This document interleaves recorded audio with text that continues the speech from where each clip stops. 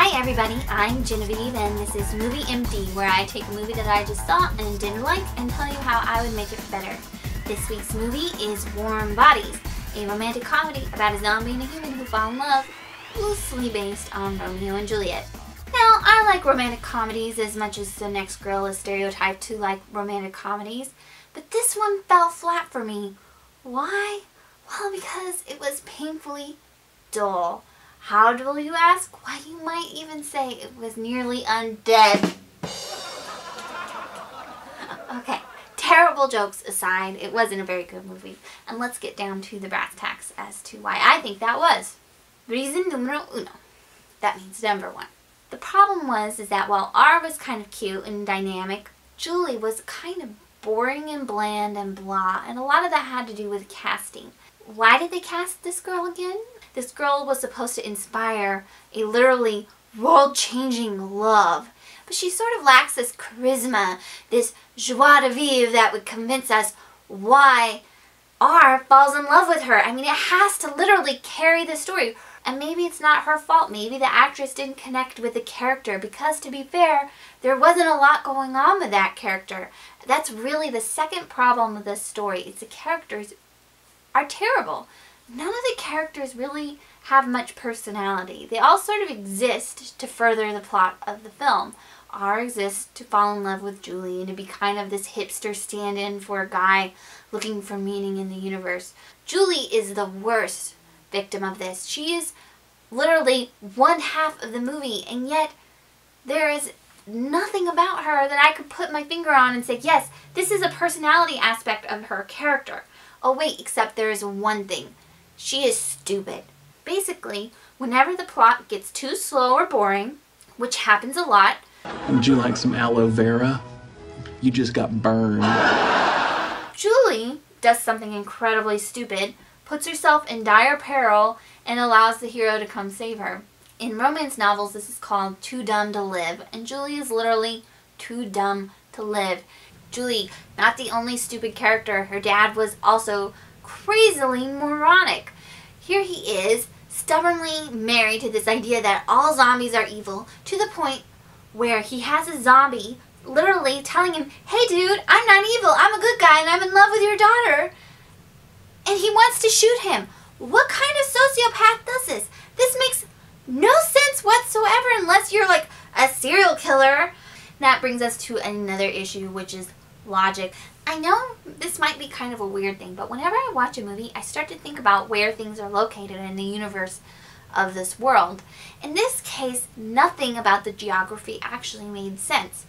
R goes from point A, his home, the airport, to a pharmacy, point B, where he encounters Julie. He then takes Julie from the pharmacy by foot back to the airport where he lives. So far, so good. R got there by foot, Julie got there by foot. It all makes sense. Except wait, when Julie's ready to go back to the human settlement, they don't go by foot, they go by car. And it doesn't take them one day, it takes them two, necessitating a stop at a house at nighttime. So how does this make any sense? You were able to get from point A to point B by walking, and it only took a day, but by car it takes 2 days? What? Whoa! Final issue is there was no comedy. A ton of opportunity for jokes, completely missed. The comic timing was awful. I don't really know what else I can say about that. That's one of those things that it either is or it isn't. Either it's funny or it's not funny.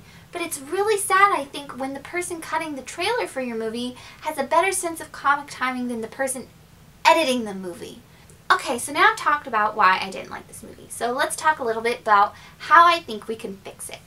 First thing is casting. Now, it would be easy to say, let's just cast another girl in the role of Julie, but I'm not going to do that. I'm going to give you a specific girl who should be cast as the role of Julie, and that is Julie's best friend, Nora. Should have been Julie. Sure, she's not as conventionally pretty, but her face is way more interesting to look at. She stole every scene she's in, and it just makes more sense. In fact, this girl has so much more charisma, you can almost understand understand why the zombies would find themselves transformed by looking at her. I mean, here's a person who is bubbly and full of life and has all this energy, and it makes sense. It makes sense in the fable of this universe that a human that is overflowing and exuding life would somehow transform the undead around her, especially if this is an allegory for the modern world. And we all know that this is really an allegory for the modern world.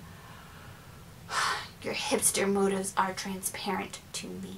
Let's talk about John Malkovich's character. How do we fix this? Well, in the movie, he's an irrational psychopath who's just evil for the sake of evil until the end when he suddenly turns into a good guy because it turns out he was really just acting out of a fatherly instinct to protect his daughter. Okay, whatever. It was convenient to the plot. But we could fix this. What if he's not actually an antagonist? What if he's a make-believe antagonist? He's not really a monstrous ogre. Julie just sees him in this way. And doesn't that make sense? Aren't there a lot of teenage girls who think their dad is a lot meaner and sterner than he actually is? What if Julie spends the whole movie trying to keep R away from her dad because she's terrified of how her dad will react, but when her dad finally sees him and sees that they're in love, has his genuine moment of, oh my god, wow, these zombies are turning into real people again. Yay! And it turns out that Julie went through all that time and energy keeping R away from her dad for no reason. That would be a lot cooler, and it would add a little bit of narrative irony to the mix, that maybe if Julie had a more open mind towards her father, they wouldn't have had as many issues. Internal geography. I can see how this would present a conundrum to the screenwriters. I mean, it's such a necessary scene, and the car is so cool. What are we going to do? What are we going to do? How are we going to fix this? Oh my god, oh my god, oh my god. Oh wait, I have an idea. Let's just bring in another car.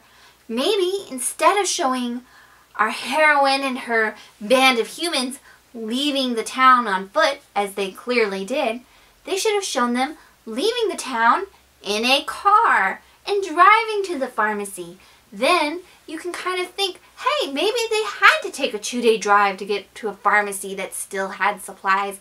That makes sense. Finally, the last issue, comedy. This is a zombie movie, and it's kind of interesting because it has a problem that I feel all zombie movies have, which is it's not just about zombies, it's also an allegory for our society today and how we're all dead inside and blah, blah, blah, blah, blah. Whatever, they're slow babies and they eat brains. Just stop taking yourself so seriously. This is a movie about a zombie and a human falling in love, and it's supposed to be funny, but all the jokes are kind of nudge-nudge, wink-wink, pretentious hipster-type jokes. For example, R is showing his music collection off to Julie, and she says, oh, you have vinyl, that's so cool. He goes, yeah, it sounds more alive. Get it? No, just stop taking yourself seriously, movie. Have fun. Be silly now and then, because it makes us as viewers happy, so we can escape into the happiness of your movie and pretend that love really does conquer all.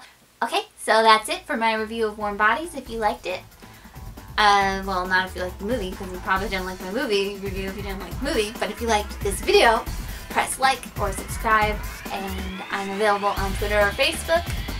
Blah, blah, blah, blah. Have a great day. Bye-bye.